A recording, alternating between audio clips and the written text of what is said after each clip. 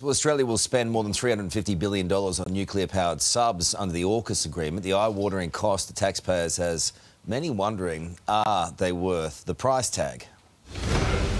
She is a monster, essentially invisible, undetectable to anyone. Pilot, prepare to dive. It's like an aircraft going into a dive. Feel that pull? Now I really feel like I'm underwater. Gives me tingles. I cannot wait to see this story. Here to tell us about it, 60 Minutes reporter Amelia Adams. Hey, Mills, nice to see you. What was it like?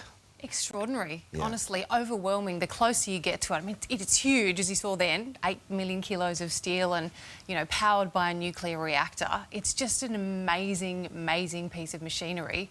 And the way that the crew live and, go about their duties and work, but survive. Like, imagine you're in an elevator with 100 other people. What does it feel like going under the water? That's that pull of being in a lift. Does it? Diving is like, you sort of feel it in your stomach. They're all used to it, but I was hanging on for dear life. Well, yeah. And so they go on for sometimes days, This is months. the whole point, right? Nuclear-powered submarines don't have to surface. This is why we're buying them. So they're undetectable.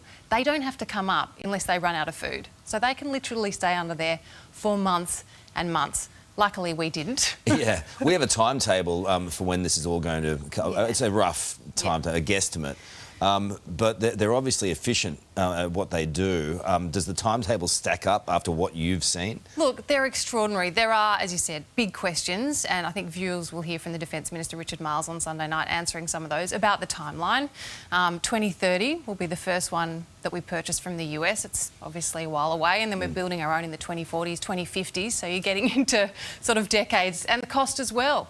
As you saw, I mean, more than $300 billion. I think if you're spending that sort of taxpayers' money on anything, people want to know why, and is it the right choice? And is it worth it? Exactly. And what do you see, without giving too much away? Well, obviously, look, I think people will be glad that I'm not in charge of Australia's defence budget, nor will I ever be. No, but I want you to be this morning. The capability is extraordinary. There's no doubt in my mind that they're just the most amazing submarines. Whether or not we'll get them on time and whether or not they're worth that money, I'm not qualified to say. What was the biggest surprise for you when you were on board? The way the crew just pull together and survive in these, like, they sleep like sardines in racks, they eat in this tiny little crew mess. The way they can live for literally months underwater. I mean, I had to really not think about it overnight. You're lying there in sort of feels like a coffin almost, to think that you're hundreds of metres under the ocean.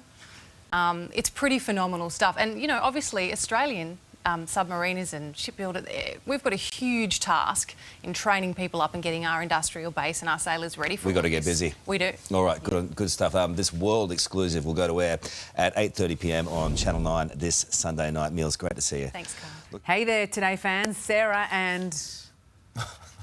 What's my name again? Oh my God, Carl. Hey, thanks for watching our YouTube channel, though. Subscribe now for more news, special reports and amazing Aussie stories. And Carl misbehaving, Whoa, of course. that never happens. Always happens. What's she talking about?